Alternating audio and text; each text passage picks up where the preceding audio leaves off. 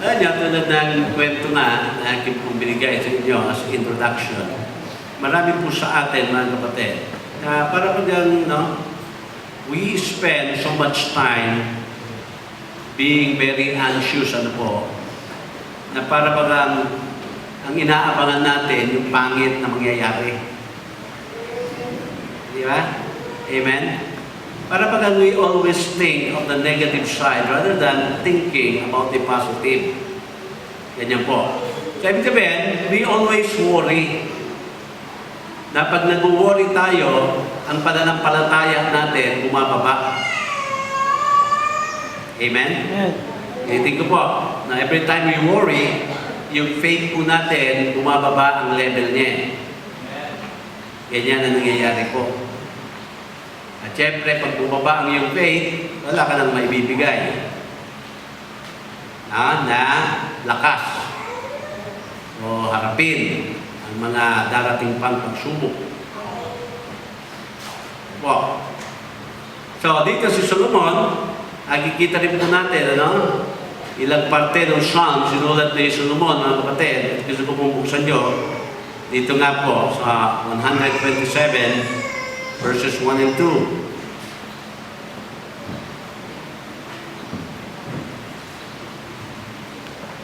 Okay, ano na kaya? Sabi niya, except the Lord builds the house, they labor in vain who build it. Unless, yan niyo po, the Lord guards the city, the watchman stays awake in vain. It is vain for you to rise up early, to sit up late, to eat the bread of sorrows, for so He gives His beloved sleep. Ano pa sinasabi po rito, mga kapatid? Kahit meron po tayo mga watchmen, kahit merong mga bantay, kahit mga kapatid, ano pang gwardiya ang gawin mo dyan? Ang Panginoon pa rin ang siyang tunay na mag-aaruga sa atin. Yan ang sabi. Sabi niya, so He gives His beloved sleep. Kaya tingnan niyo, people tend to worry. Nag-worry po tayo, kaya sometimes, mga kapatid, sa ating buhay, para bagang we cannot control yung ating sarili. Tapos, hindi rin natin makontrol yung ating pong pag-aalala. Pag dumating yan sa ating buhay, mga kapatid, ano po? Nag-aalala tayo sa mga bagay-bagay na malalaki. Ayan po. Nag-aalala din tayo sa mga bagay-bagay na maliliit. Ibig sabihin, malaki o maliit na problema, lumarating po sa atin yung pag-aalala. Yan ang sabi. Pero sabi nga doon sa Psalm 127, ang Panginoon pa rin na nagbibigay sa atin ng mahimbing na pagtulog. Diba? Kaya marami po sa atin, para magang, yung, parang meron pa isang kwento, na meron pong isang yung rooster. Ano ba yun sa Tagalog? Tandang ba yun? Lagi siyang tumitilaok. Natural. Manok yun eh. Wala namang kumahol yun. Diba? Tapos yung kanyang kapitbahay, naiinis doon sa manok na tilaok ng tilaok. Hindi raw siya makatulog sa tilaok ng manok. So gabi-gabi po yan, gabi-gabi. Yun ang nangyari. At hanggang itong tao na ito, hindi na po makatiis, kinausap niya yung may-ari ng manok. Ang sabi niya daw sa may-ari ng manok, alam mo, yung manok mo na yan, nagbibigay ng parang miserableng kalagayan sa akin eh. Kasi, hindi ako makatulog magdamag dahil sa kanyang pagtilaok. Sabi naman ng may-ari, imposible po yun. Anong ibig mo sabihin imposible? Kasi po, yung manok ko, 3 beses lang tumitilaok yan. Binibilang po yan 3 beses. Paano naman po kayo mapupuyat ng magdamag nasa tilaok ng aking manok? Sabi yun na nga eh. Dahil sa tilaok ng manok mo, inaabangan ko siya kung kailan siya titilaok. Kaya ako napupuyat. Eh di ba mga kapatid? Minsan ganyan eh. Ang problema, kaya dumarating kasi inaabangan mo. Inaabangan mo kung kailan darating ang problema na yan. Di ba? Kaya dito po, pinapakita sa atin mga kapatid. Nasa verse 32 na ating nabasa, diyan sa Luke na yan, mga kapatid, no? Na sinasabi niya sa atin, fear not, little flock, for it is your Father's good pleasure to give you the kingdom. Okay, now, tignan natin yung mga talata. Sa verse 22, tignan natin yan, no? Luke, okay.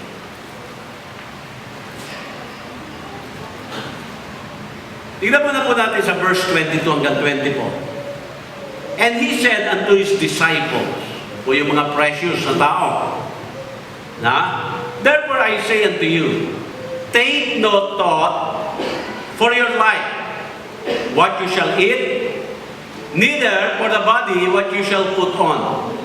The life is more than meat, and the body is more than raiment. Consider the ravens, for they neither sow nor reap, which neither have storehouse nor barn, but God feedeth them. How much more are ye better than the fowls? So ano sinasabi dito, na? Tayo po ay nire-remind ng Panginoon na kung yung mga ibon niya hindi pinabayaan ng Diyos, kayo pa kaya na masigit sa ibon. Amen? Okay. So 25, tignan pa natin. And which of you taking thought that can add to his stature 1 cubit? If ye then be not able to do that things which is least, why take ye thought for the rest? Na? Ano po ang sinasabi dito ng ating Panginoon? Eh kung yung maliit na bagay nga, nag-worry ka, eh paano na kaya yung malalaki pa? Di ba? 27. Consider the lilies of the valley. Sabi niya dyan, they grow, they toil not, they spin not, and yet I say unto you that Solomon in all his glory was not arrayed like one of this. And if God shall clothe the grass, which is today in the field and tomorrow is cast into the oven, how much more will he clothe you, O ye of little faith? So dito po, pinapakita ng ating Panginoon, lahat ng pag-aalala nyo, ito lahat ang sagot niya. Kaya pagdating ng Panginoon, doon sa verse number 32, sinabi niya po ang kauna-unahang dalawang salita na sinabi niya rito po, fear not. Amen? Fear not. Yan ang sinabi niya. Pag sinabi pong fear not, we should not, allow ourselves to live in a worried state concerning the affairs of life. Kasi mga kapatid, napakaraming affair. Na ng Friday nga, ang dami namin nakikita dahil sumasakay doon sa zipline ba. Pag maandat ng gano'n, sumisigaw, sigaw sila na sigaw. Hindi ba? Pero makikita nyo, sumisigaw sila, pero parang malaki ang tiwala nila doon sa kable, doon zipline eh. Di ba? Tapos yung tinatanggal yung zipline, ginaganon yung mga tali ba, yung mga harness. Tapos ginaganon lang, ito yung yung kable, ginaganon lang, bitaw na. Sabi ko, pambira, yun lang pala ang kapit nun. Di ba? Pero ganun pa man, may tiwala sila doon. Hindi natin alam nila yun, matibay yun. Nasabi ko nga doon sa ewan ko, kung sino pinagsabihan ko, magbira, pagtingin ko dyan sa kable na, hindi ako kaya, baka mapatid. Di ba? So, sabi dito sa atin, fear not. Doon po galing din yung salitang phobia, mga kapatid. Kaya dito sa verse na ito, Jesus gives us, as His precious people, na mga encouraging word para tayo po ay magpatuloy. Yan. Kaya tatlong precious words of encouragement ang makikita natin dito. Bukod doon sa sinabi niyang fear not. Okay. Now, tingnan niyo po. Number 1. Si Jesus Christ po, nagsalita sa atin na bilang isa sa kanyang flock. Na? Bilang tayo po ay bilang kanyang mga tupa. Dahil sabi niya dito, di ba? Ano sabi niya? Fear not, little flock. Sabi sabihin, tinuring niya tayong tupa. Ano po? By using this term, na si Jesus Christ, kanya pong nilalarawan ang mga anak ng Diyos na parang kanyang mga tupa at siya po ang ating pastol. Amen? Hindi lang basta tupa ka na tupa, mga kapatid. Hindi niya nilarawan yung precious people na ito as the sheep, pero nilarawan niya po, hindi lang yung tupa, kasama yung shepherd. Ganyan po. Na? Yan ang address sa atin. Kaya tingnan niyo po, mga kapatid. Na, ang isang tupa, yung people of God, alam natin, ang tupa po, parang, ang tupa po kasi, mga kapatid, kumbaga sana isang ano yan yung hayo, na kung anong gawin mo sa kanya, hindi po pumapalag. Di ba? Sabihin, ang anak ng Diyos, tignan niyo po para bagang we do not really possess yung parang GPS ba natin spiritual na alam kagad natin kung saan ang direksyon natin para umayos yung ating spiritual Hindi po gaganan, mga kapatid Ang mga anak ng Diyos ay lagi po kailangan i-guide ng ating Panginoon. Amen, di ba? Kasi mga kapatid, kahit ligtas na tayo, nangangailangan pa rin tayo ng isang gabay, ng isang leader, na isang Panginoon, na kung saan yung kanyang tatapakan, ay dapat doon lamang tayo tatapak. Ganyan din ang mga tupa, mga kapatid. Kaya dito po, pinapakita ko sa atin na napakahirap para sa atin, pero salamat sa Panginoon, meron tayong shepherd. Okay. Now, one of the precious passages dito sa Bible na ginamit po ng ating Panginoon para po sa kanyang mga tupa ay yung Psalm chapter 23. Di ba sabi niya? The Lord is my shepherd. Kaya verse number 1, makikita natin dito si Jesus Christ na siya po ang ating shepherd. At yung shepherd, mga kapatid, He always take care of every need of the flock. Alam ng shepherd kung gutom na yung mga tupa. Alam ng shepherd, mga kapatid, kung uhaw na yung kanyang mga tupa. Alam ng shepherd kung kailangan na po na ilagay o ibalik sa kulungan yung mga sheep na ito. Alam lahat ng shepherd yan. Ibig sabihin, mga kapatid, tayo, hindi natin alam. Pero alam ng ating Panginoon, alam ng Diyos kung ano ang mas makabubuti sa bawat isa sa atin. Because the Lord Jesus Christ is our shepherd. Diba? Verse number 2, ano sabi dyan? He maketh me to lie down in green pasture. He leadeth me beside the still water.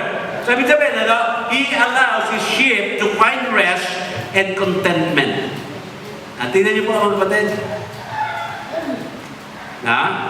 Ang precious people ng Panginoon ay dapat po nandoon siya sa green pasture.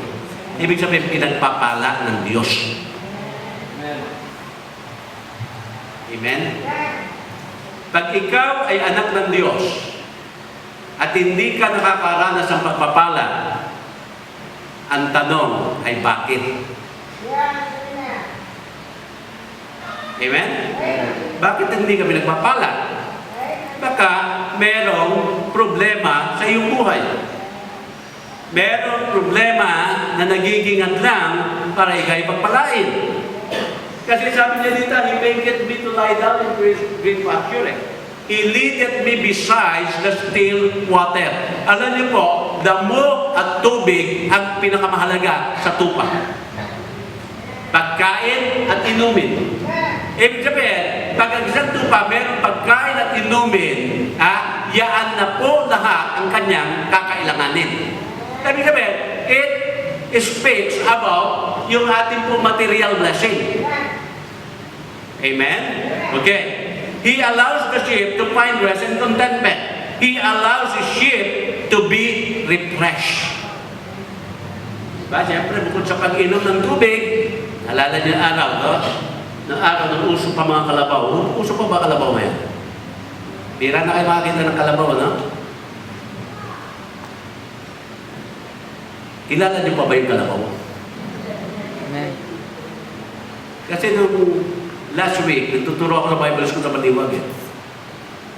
Kinikwento ko sa kanila yung plaka na 45 RPM tsaka 33 RPM. Yung single ba na plaka tsaka long playing. Sabi ko, alam niyo ba yung 45 RPM? Gagawin sa akin. Hindi po. Eh yung long playing, hindi rin po. Ano po ba yun? Sabi ko, ayaan ng mga katanong araw na pag yung RPM na 45, isang kanta lang yan. Pag binalagtad mo, side yan, may isang kanta na naman. Ganun po. Hindi po namin alam yan kasi alam namin ngayon MP3 na eh. Tapos gamit na naman ako ng isang illustration. Sabi ko gano'n, kilala niyo ba si Tom Selleck? Hindi po. At si Tom Selleck, yan ay isang artista. Na sa kanya, unang-una, inialok ang role ng Indiana Jones. Tinurn down niya. Sabi, nakang gano'n. So napansin ko, alam niyo ba kung ano yung Indiana Jones? Hindi po. Sabi ko, taga saan mundo ba kayo nakatira? Amen. Sabi ko ba, ano ba yung nalalaman niyo? Na sumubra yata ang pagiging Bible Baptist ka, di niyo na alam yung mga yun. Ano po? But anyway, mga kapatid, makikita niyo pa na, diyan sa song na yan, pinakita sa atin na meron tayong green pasture at binigyan din tayo, mga kapatid, God led us to be refreshed. O, verse number 3, tignan naman natin. Verse 3. He restored my soul. He leaded me in the path of righteousness for His name's sake. Now, kaya dito, by the things He provides, ano po, the sheep are restored and they are healthy. Kaya, Jesus Christ sees that they have all they need in their lives. Kaya mga kapatid, ang tupa ng Panginoon ay Kanya po, mga kapatid, inaalagaan para alamin at tignan na lahat ng kailangan ng Kanyang mga anak ay naisusupply. Amen? Eh, nasabi ng Panginoon ba, I will supply all your need. Amen? Amen? Oh, hindi siguro, meron kayong mga gusto, hindi nyo kakamtan. Pero yung mga kailangan nyo, ibibigay ng Panginoon sa inyo yan. Ha? Hindi lang yan. He gave His sheep perfect leadership. Na, sabi niya, ano po? He leaded me in the path of righteousness. Alam niyo po, pag ang mundo ang inyong susundan, etiya, unrighteousness ang matututunan nyo. Pero kapag ang Panginoon, mga kapatid, righteousness ang ating pong matututunan. Diba? Verse number 4. Tignan pa natin. Yea, though I walk through the valley of shadow of death, I will fear no evil, for Thou art with me, Thy rod and Thy staff, they comfort me. Kaya dito po, na yung kanyang mga tupa ay dapat ikatakot sapagkat ang sabi po dito, yung ating pong shepherd ay ating pong kasama araw-araw bawat sandali sa ating buhay. Amen? Ha? Ano ba? Sabi din dyan, meron siyang rod and staff. Na ibig sabihin, kung merong mga kalaban, merong mga enemies, mga kapatid, o merong gustong sumakmal na sa mga tupa, aba, ito ang tungkod ng Panginoon, ng shepherd, at kanyang gagamitin para sa kalaban, at gagamitin rin ng Panginoon yung kanyang tungkod sa mga naliligaw na kanyang mga tupa. Ibig sabihin, gagamitin para i-discipline ng tupa, gagamitin din para proteksyonan ang kanyang mga tupa. Diba? Kasi sa madaling sabi, bakit tayo dinidiscipline? Para tayong tuluyan maligaw. Amen? Bakit tayo dinidiscipline? Para po yung mali na ating pong ginagawa, maitama. Amen? Amen? So, kailanman ang tungkod ng Diyos, hindi dapat katakutan. Kinakatakutan lamang yan pag ikaw ay gumagawa na ng hindi tama. Okay, verse 5. Ano pa ang sabi dyan? Thou preparest a table before me in the presence of mine enemies. Thou anointest my head with oil. My cup runneth over. So sinasabi ulit dito ng ating shepherd, ipoprovide niya ang pangangailangan ng kanyang mga tupa. At ang sabi doon, running over. Punong-puno, sawan-sawa mga kapatid, at talaga po ma-enjoy natin yan. Na? Kaya yung ship na yan mga kapatid, ano po? Kahit ano po ang kanyang hilingin, sabi ng shepherd, bibigay ko yan. Amen? Kaya di ba sabi din ng Panginoon, kung yung mga earthly fathers po natin alam na magbigay, ibig sabihin, ano? Kung hihingi ang kanilang anak ng tinapay, bibigyan niya ba ng scorpion? Siyempre hindi. Alam ng earthly fathers po natin kung ano ang dapat at nararapat para sa atin. Lalo pa kaya yung ating pong amang nasa langit. Verse 6. Sabi dyan, surely goodness and mercy shall follow me all the days of my life, and I will dwell in the house of the Lord forever. Kaya his sheep can rest in the knowledge that as long as they journey, the blessing of the shepherd will follow close behind them. Para po, patuloy ka sa Panginoon, ang blessing lagi nasa iyo. Amen? Kaya dito po, makikita natin na si Jesus Christ, nagsasalita siya sa kanyang precious people ng mga precious word, so He speak to us as His flock. At sabi niya, little flock. Amen? Pangalawa, tignan pa natin. Balikan natin yung verse 32. Sabi niya, fear not, little flock, for it is your Father's good pleasure to give you the kingdom. Pangalawa po, the Lord Jesus Christ speak to us as His family. Pamilya niya po ang kanyang kinakausap.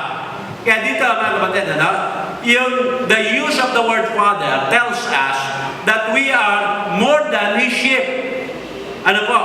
We are also His children. Nakita niyo po, hindi lang tayo tupa, mga anak tayo mga kapatid. Kaya ang ating Panginoon, hindi lang nagsalita sa atin bilang mga tupa. Ngayon, siya ay nagsasabi sa atin na bilang kanyang Ama. Amen? Ama po natin siya mga kapatid. So yung sinabing your Father, sabi sabihin, we are His family. At syempre po, yung pamilya natin, talaga po, dapat very precious po ang mga salita na ibibigay natin yan. Di ba? Kaya it is interesting to know na dito po yung mga Hudyo mismo po, nilagyan nila ng pangalan ang Panginoon. So every time na meron po silang kailangan, halimbawa, sila po ay nangangailangan ng na yung pangangailangan, yung pangangailangan, tinawag po nila ang Diyos na Jehovah Jireh. Amen? Ano ibig sabihin ng Jehovah Jireh, mga kapatid? The Lord will provide.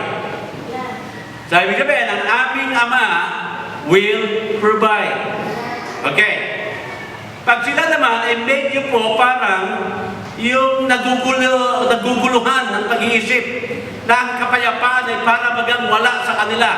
Na tinawag naman nila ang Panginoon na Jehovah Shalom. Na anong sabi naman po dyan?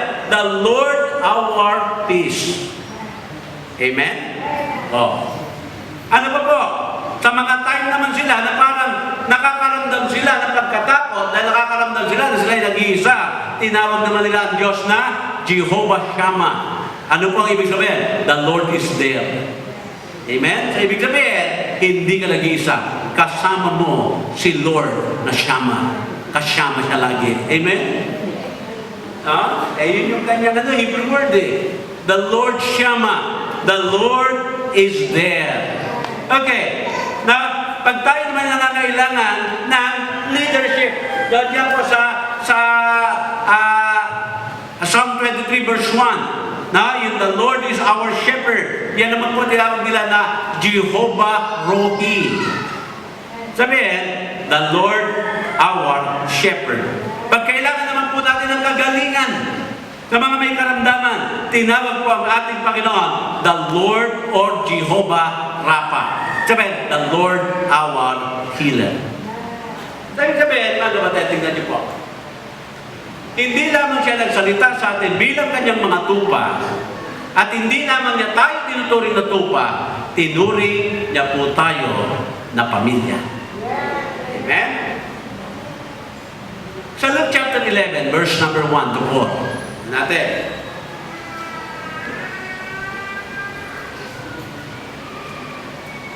And it came to pass that as he was praying in a certain place, when he sees one of his disciples said unto him, Lord, teach us to pray, as John also taught his disciples. Verse 2. And he said unto them, when you pray, say, Our Father. Ay, tingnan niyo po. Pag ikaw ay nanalangin, sabihin mo, Our Father. Amen? Sabi sabihin, mga kapatid, maging doon sa nakilala nating Lord's Prayer, pero mas tama po siyang tawagin na the Disciples' Prayer, sinasabi yan, you always address God as your Father. Amen? So, ama po natin siya, mga kapatid. Pamilya niya po tayo. So, ibig sabihin, hindi tayo papayagan ng ating Panginoon na basta-basta na lamang po malaging mag-worry. Now, verse 3. Diba? Give us this day our daily bread, verse 4, and forgive us our sin, as we forgive everyone that is indebted to us, and lead us not into temptation, but deliver us from evil. Na sinasabi po rito, mga kapatid, sa atin, Our Father, or yung salitang Abba, Father, or sa ating po mga, ngayon, modernong pagkakatawag na si Daddy. Yan niyo po. Amen? Sa English word. Kaya Jesus is telling this man that when they pray, they are to call God their Father. Kaya mga kapatid, ang tawag po natin sa ating Diyos ay Ama. Ama. Amen? At tayo po nagsasalita ang Panginoon sa atin bilang mga anak. Hebrews 5:15 na natin. Hebrews 5:15. 5:15. O 4:15, sorry. Chapter 4, verse number 15. For we have not an high priest which cannot be touched with the feeling of our infirmities, but was in all points tempted like as we are, yet without sin. Tingnan niyo pa, sino po ba yung high priest sa tinutukoy dyan? Eh di yung ating Ama. Now, which cannot be touched with the feeling of our infirmities. Hindi po siya manhid. Sabihin, ano man yung sakit na ating nararamdaman din niya. Ha? Di ba, ng mga baby pa yung anak natin pag na-hospital, isa sa pinakaiinis natin gawin sa ating anak, lalagyan ng dextrose. Di ba? Nalala na kayo mga anak mo, mga ang edad niyan, mga 2-year-old na o 1.5. Yung talaga nakakatawag na ng mama, papa, di ba? Pag tinusok gano'n, hindi nadali. Tapos gaganon-ganonin pa nung tumutusok mga anak-anakin gano'n. Nasa na beto, pampira, parang ini-eskrima yung ugat sa loob eh. Di ba? Iyak ka na ba? Tapos titigil sa iyo yung anak mo ba na talaga nagbabakawa? Sabihin, hindi man ikaw yung directly sinasaktan. Pero nasasaktan ka eh. Diba? Kaya sinasabi po dyan, yung ating Father, hindi po siya manhid. Alam niya yung sakit na ating nararamdaman. Alam niya, mga kapatid, na kung paano tayo mamroblema. Alam niya kung ang damdamin ng isa po talagang nangangailangan. Kaya ito po ang ating Ama ngayon, nagsasalita sa atin bilang pamilya niya. Na tayo po ay kanyang ini-encourage na lahat yung mga ating takot ay mawala. Verse 16, ganyan pa. Let us Ang mahirap po doon, in times of need, walang grace na dumarating. Pero dito, may grace po in time of need. Amen? Sabi ka ba, hindi ka mapapahiya.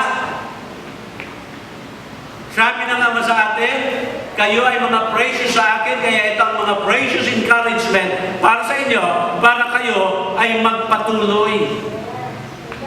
Amen? Lagi po merong grace in times of need. When you need something, no? Maging anong klaseng problema po yan, gabundok man ang laki niyan, you will always find grace. Amen? Amen? Maaaring sabihin natin, bakit po yung aking hiningi, hindi binigay ng Panginoon? Alam niyo po ang sagot ng Panginoon kay Pablo na ganyan? Sabi po ng Panginoon, well, my grace is sufficient unto thee. Amen? Sa Matthew chapter 7, verse 7. Matthew 7, verse 7. Ask, and it shall be given. Seek, and you shall find. Knock, and it shall be open unto you. Natignan niyo pa, no? Ask, seek, knock. Pag nagawa mo yung tatlo na yan, then it shall be open. Verse 8. For everyone that asketh, receiveth. Ibig sabihin, kung gusto mong makareceive, mag-ask ka. Hindi pwede ikaw ay mag-receive na hindi ka nag-ask. Now, and he that seeketh findeth, and he that knocketh, it shall be open. Verse number 9. Or what man is there of you, of whom, if his son has bread, will he give him a stone? Verse 10. Or if he asks a fish, will he give him a serpent? Verse 11. If ye then, being evil, know how to give good gifts unto your children, how much more shall your Father, which is in heaven, give good things to them that ask Him. Tingnan nyo tingnan nyo po maigi yung verse. Bibigyan ka ng good things. Sino ang magbibigay? Yung iyong Ama. Amen? Amen? Kaya nagsasalita siya ngayon sa atin bilang isang Ama.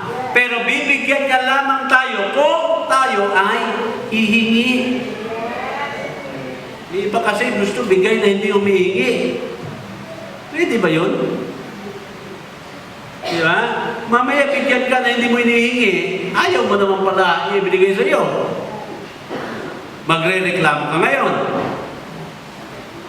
Kaya tingnan niyo po na ang ating Panginoon, nagbigay siya ng words of encouragement sa precious people as a shepherd. Pangalawa po, as a father. Pangatlo, eto po. Balikan pa rin natin yung ating pong Verse 32. Fear not, little flock, for it is your Father's good pleasure to give you the kingdom.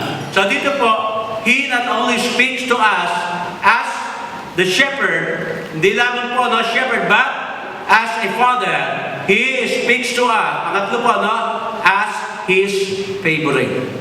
Paborito po tayo ng ating Panginoon. Alam niyo po ba yan? Amen? Sabi dito ng Panginoon, di ba? Spoil kayo sa akin kahit yung aking kingdom ibibigay ko sa inyo. Aba, ibang klase yun. Pero mo, ibibigay sa iyo, hindi lamang po isang pintong apartment. Hindi lamang po 10 hektaryang bukirin. Hindi lamang po mga kapatid na sabihin natin mga ginto, pilak. Ang sabi niya, ibibigay ko sa inyo ang kaharian. Amen. Amen? Ano ba yung kaharian mga kapatid? Well, siyempre, kung titignan niyo sa verse 31 muna, sabi, but rather seek ye the kingdom of God, and all these things shall be added unto you. Tapos sabi niya, your Father's good pleasure to give you the kingdom. Sabi sabihin, mga kapatid, eto na po yung lahat-lahat ng kailangan mo, ipagkakaloob na ng Panginoon sa iyo. Amen?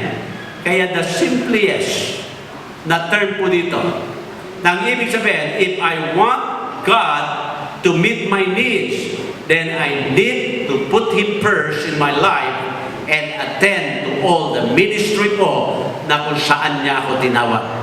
Sabihin, mga kapatid, maglingkod ka sa Diyos, maging matapat ka sa Panginoon, lagi pong merong reward ang paglilingkod sa Diyos.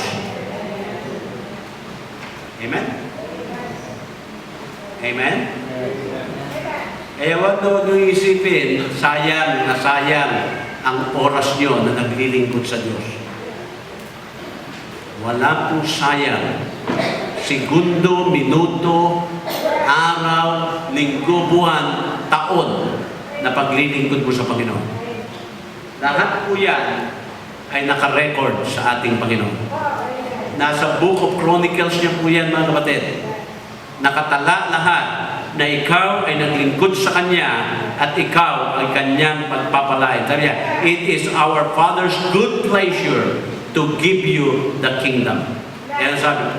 Kaya that, yung God places in His kingdom within our reach. Para ba, inilagay ng Panginoon yung kingdom na abot kamay lang natin. Hindi na tayo mahihirapan paggawin. Kung aabutin mga kapatid. Kung hindi, lagi na lamang po natin andyan dyan. Pag kailangan natin ng kanyang tulong, andyan kagad po. Tayo po ay manalangin lamang, tumawag, di ba? Tayo po ay kumatok, tayo po ay maghanap, ibibigay niya po sa atin. Kaya, alam niyo po ba, marami na po mga parang naging katibayan na meron po mga more than 51 na karamdaman na ititrace po yan na ang pinaggagalingan lagi ay yung lagi kang nag-aalala. Alam niyo po ba yan? Ha? Lagi kang nag-aalala. Alam niyo po yung panic attack? Na pag ikaw ay inatake ng panic attack, basta nakakita ka ng crowd o nakarinig ka ng malakas na ingay, inaatake ka na ng pagkatakot. Pero actually, wala naman nakakatakot. Ha? Bakit ka po makaka-experience ng ganyan? Eh, lagi ka kasi nag-aalala. Tulad ng babae, nung meron na nagnakaw, inimbitahan tuloy ng asawa niya. Halika rito, papakilala kita sa aking asawa. 10 taon ka nang iniintay nito. Inaabangan ka niya gabi-gabi. Kaya mga kapatid, we are very precious in the sight of the Lord. Kaya meron siyang mga precious words para po sa atin. Salita na po siya bilang ating shepherd. Nagsalita na rin po siya, mga kapatid, bilang ating Ama. At nagsalita na rin siya na nasabi niya, we are His peculiar people, mga kapatid, bilang mga paborito. Paborito po tayo ng ating Panginoon. Kaya mga kapatid, ano man po yung ating alalahanin na yan, bigay na natin sa Panginoon. Pasalamat tayo sa Panginoon. Huwag tayo mawawalan ng pag-asa. Siya lamang ang ating pwede talaga at katiwalaan. Tayo po natin.